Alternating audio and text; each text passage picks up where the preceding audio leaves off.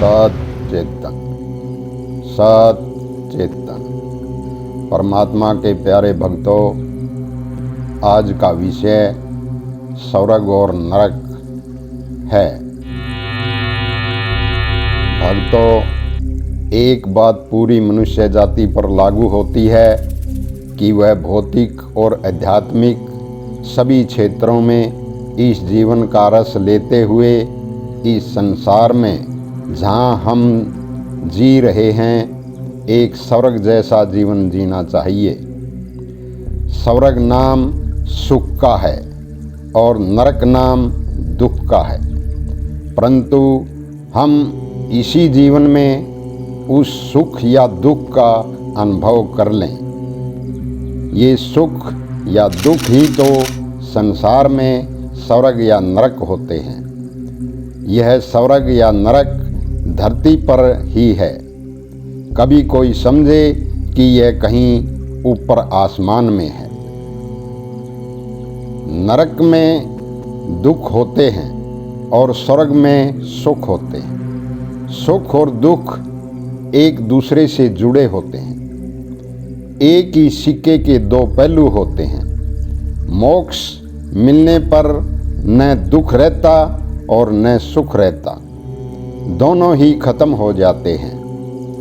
कोई उत्तेजना नहीं बचती, सब शून्य हो जाता है।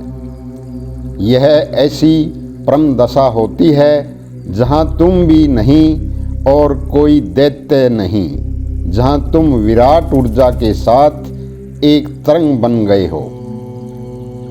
भक्तों, यदि आप दुख, चिंता, भय या मनमुटाव का जीवन जी रहे हो तो पापी हो और यही आपके लिए नरक है, क्योंकि स्वर्ग नाम सुख का है और नरक नाम दुख का है। यह स्वर्ग और नरक इसी लोक में है और धरती पर ही मौजूद होते हैं।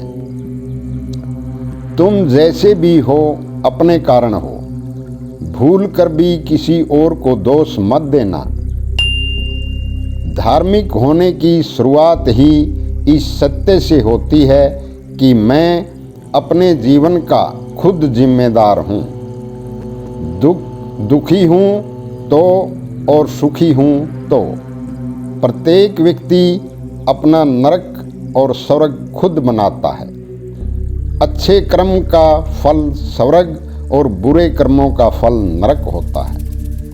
यह मनुष्य पर आधारित होता है कि वह कैसे कर्म अपने लिए करता है। प्यारे भक्तों, कांटों को फूलों में बदला जा सकता है और फूलों को कांटों में बदला जा सकता है। सब तुम्हारे ऊपर निर्भर करता है, तुम्हारे जीवन के ढंग पर निर्भर करता है। तुम अपने जीवन की शैली से, अपने ध्यान की गहराई से, अपने प्रेम की ऊंचाई से इस पृथ्वी को स्वर्ग बना सकते हो और यही पृथ्वी नरक भी बन सकती है। कोई दूसरा जगत नहीं, कहीं और स्वर्ग नहीं।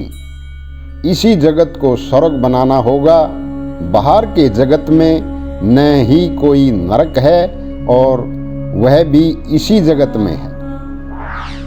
नरक है तो तुम्हारे गलत ढंग से जीने का परिणाम।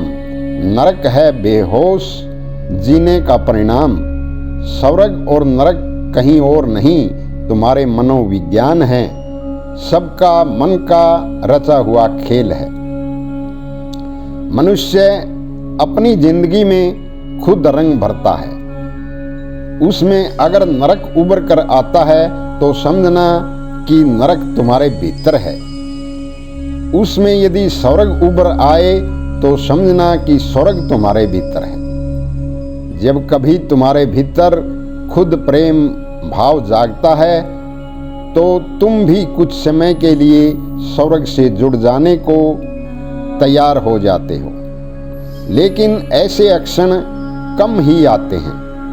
ज़्यादातर तो तुम नरक में ही जीते हो, क्योंकि तुम कर्म ही इस तरह के करते हो। भक्तों, लेकिन ध्यान रखना, संसार न तो नरक है और न ही स्वर्ग। समाज कुछ लोग जो तुम्हारे पास में ही बैठे होंगे जो स्वर्ग में जीते हैं, और यहीं पर वो भी लोग होंगे जो नरक में जीते हैं।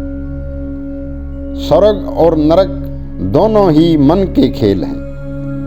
हमारा मनोविज्ञान है कि शून्य का नाम समाधि है, शून्य का नाम मोक्ष है, वह परमात्मा है। वहाँ हमेशा शांति और अखंड आनंद है। सत